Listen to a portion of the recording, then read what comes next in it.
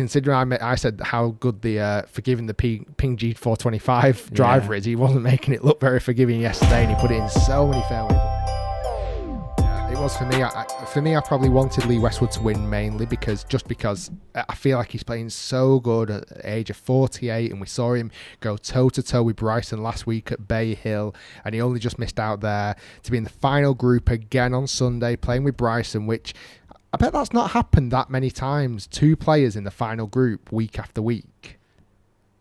You think about the chances of how many people are playing, it is, yeah. Because I bet there's been one player being in the final group week after week, and we've probably seen it with Tiger many years and players in form. But to have 2 players week after week being in the final group, I really wanted to see Lee Westwood go on and take victory. He didn't. Justin Thomas came from behind. He had a phenomenal Saturday and Sunday. Saturday shot 64, 8 under to put him into position. And I must admit, yesterday's performance from Justin Thomas was ridiculous. You know when you're watching tour golf, you sometimes see shots where you think like that is ridiculous, but also you see shots you don't even appreciate because you're kind of used to them hitting amazing shots. Certainly off the tee, he hit a shot that I looked at and thought, in the situation with the pressure, with the how hard of a shot it was, really impressed me. It was his 3-wood or 5-wood, whatever it was, on the 16th, his second shot. Yeah. He gripped down it. There was water all the way down the right and at the back of the green, and he hit that 3-wood. Or was it 3 or a 5-wood? I'm not too sure. I think it was a 5-wood. And he popped it up. And to go for that and execute, because then he birdied it, didn't he? He birdied 16, yeah. To hit that shot, it's just, I mean, that's the kind of shot where, like you said, you could probably do that shot 1 in 10. If there's nobody around, and it's not that it wasn't so much the execution of hitting it. Like when you see an amazing lob shot or an amazing shot out the rough, you think that's almost impossible, or an old Seve shot.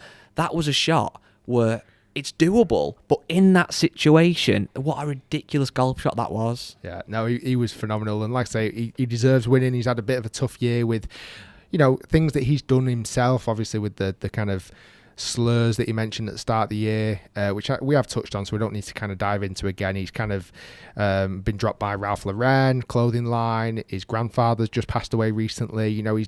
He's not, in his regard, not had the best season off the golf course, and he's not really had the best season on the golf course.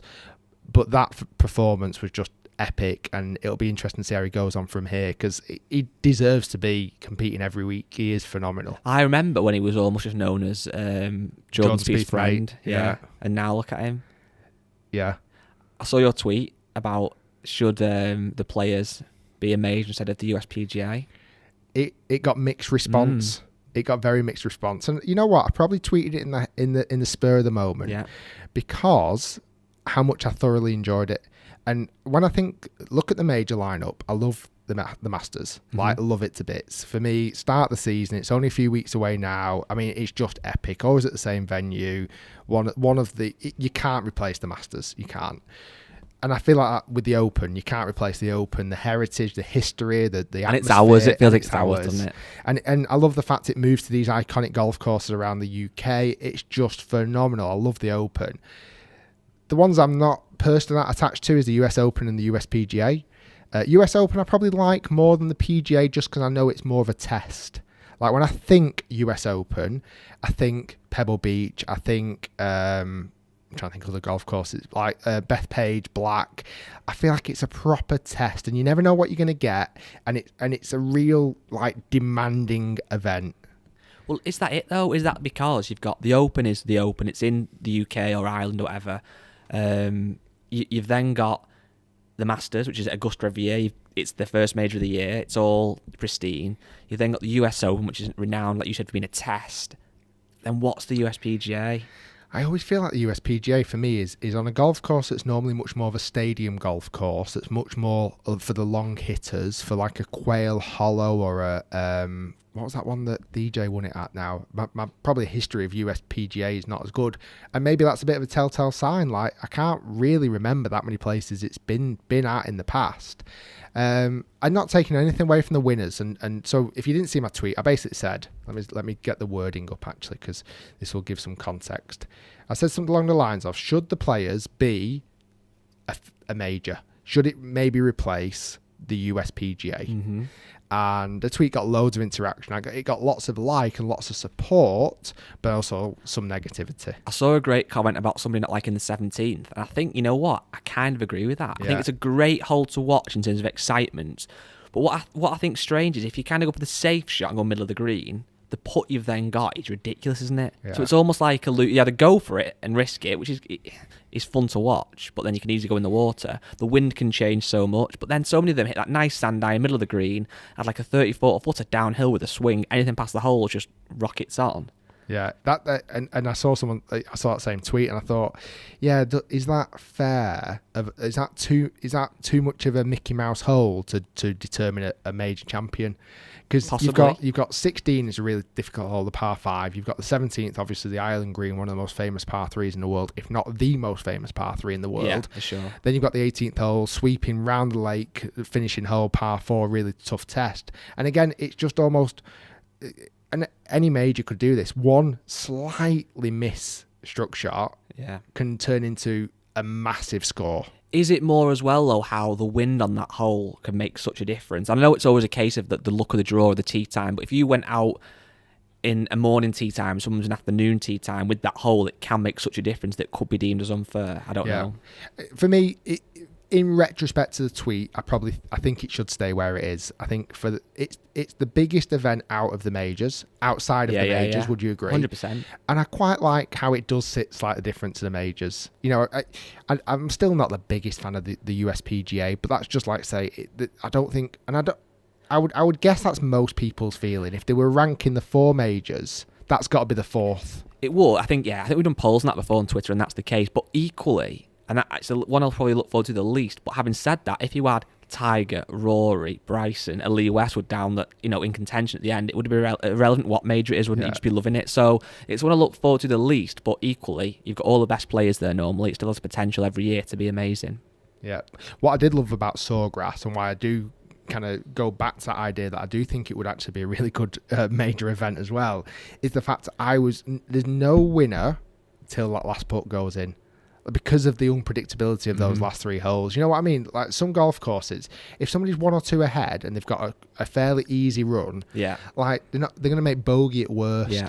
Where genuinely on the 17th and 18th, people, you can make 8s, 9s. Who was it that made? Someone made 11 this week on number 17. Well, JT's tee shot on 18.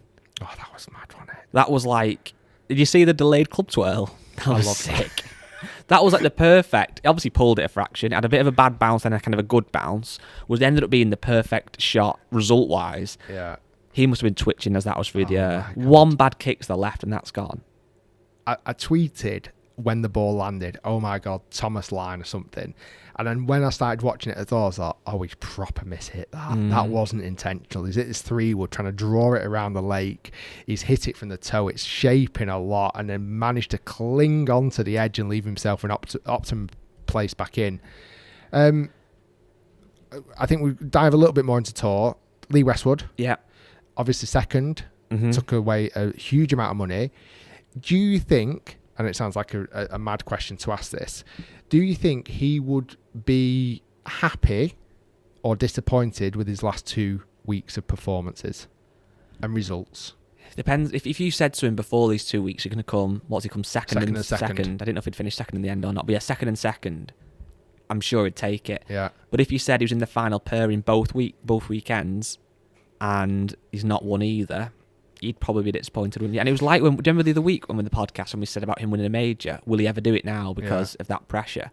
Was that kind of the same thing, do you think? Yeah, he didn't play well yesterday. What did he actually shoot on the day? Was it level? He actually shot 1 under or level. So he's not completely fluffed it, but that's the thing. That's that next gear of shooting a 4 under, shooting a 5 under, cementing it. Yeah. It was sketchy. I know he shot level par, but it was very, very sketchy. The way he put his round together, he clung on all the way around. It wasn't good golf. I'd love to know how many fairway bunkers he found off the tee, because he considering I said how good the forgiving the Ping G425 driver is, he wasn't making it look very forgiving yesterday, and he put it in so many fairway bunkers, but managed to kind of put well, actually, which is not Lee Westwood's kind of favourite area. You know what shot really confused me, and you might know better than me on this, I'm sure you will, but on 16, when he was, his second one went into that kind of, it was a bit kind of semi-plug, but not really, and he kind of hit like an actual bunker shot out. I thought, I mean, I might be talking nonsense here, but an 8-iron bump and run, exactly, almost just chip it out, give it some forward momentum, let it follow the kind of fairway and roll up towards, I mean, he made par, it wasn't a disaster. I thought that. But that was, because it was just like a bunker shot, and it was like, well... You couldn't go up. So if you didn't see it, Lee Westwood after his second shot hit it left of 16. There's like a tree inside like a rough bunker. It's not like a proper pristine bunker, and he got a bit of a dodgy lie. So he couldn't go high because the tree was blocking him. He had water behind the green. He had water a bunker on the front right, and like I say, he just tried to play this like kind of like normal bunker shot where back of the stands, little chippy